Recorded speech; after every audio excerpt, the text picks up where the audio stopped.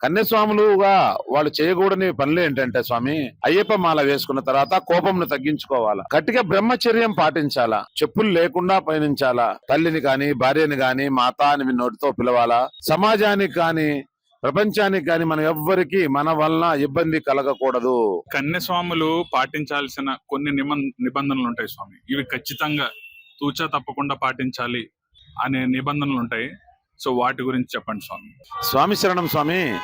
కన్యస్వామి అని కాదు, అయ్యప్ప మాల వేసుకున్న ఏ స్వామి అయినా, 20 సార్లు వేసుకున్న మాల వేసుకున్న స్వామి అయినా, ఒక్కసారి వేసుకున్న ఒకటే స్వామి. కాకపోతే ఎక్కువ సార్లు వేసుకున్న స్వామి ఏంటంటే ఆయన గురుస్వామి అంటారు. ఎందుకంటారు? ఆయన ఎక్స్పీరియన్స్ లో కొత్తగా వేసుకునే వాళ్ళకి చెప్పటం, అయ్యప్ప నా ఒక మహిమలు చెప్పటం, మాల వేసుకొని మీరు ఇలా పాటించడం వల్ల మీ జీవితం ఇలా వెళ్తుంది స్వామి, అయ్యప్ప నియమ నిబంధనలు ఇవి అని చెప్పడం కోసం గురుస్వాములు అంటారు. మిగతా వాళ్ళు కన్యస్వాములు అంటారు.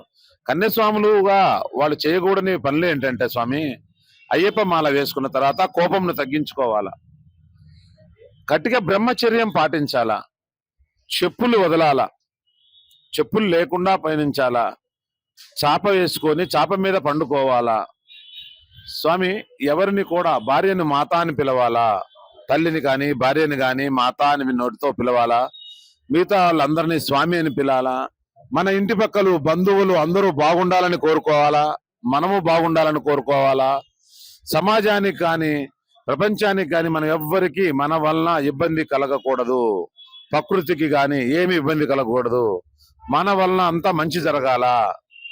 అప్పుడు మనకి ప్రకృతి భగవంతుడు మనందరికీ సహకరిస్తాడు. అందుకే మనల్ని అయ్యప్ప అంటారు, అయ్యప్ప స్వామి అంటారు. ఇప్పుడు కొత్తగా మాల వేసుకోగానే మనకు వచ్చి అందరు నమస్కారం పెట్టుకుంటున్నారు స్వామి అని.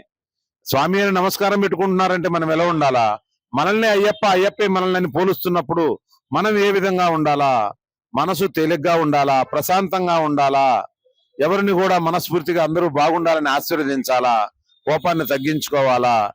ఎన్నో సంవత్సరాలు అయిపోతుంటాయి. అయ్యప్ప అప్పుడు మనం పుడతాము, అయిపోయింది, సంవత్సరం అయింది, కొత్త సంవత్సరం వచ్చింది, అయిపోయింది.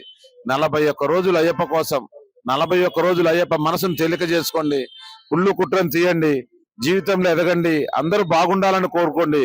ఈ ప్రకృతి భగవంతుడు తప్పకుండా మీకు మంచి జరుగుతుంది, మన సమాజానికి మంచి జరుగుతుంది. స్వామి శరణం, స్వామి శరణం అయ్యప్ప.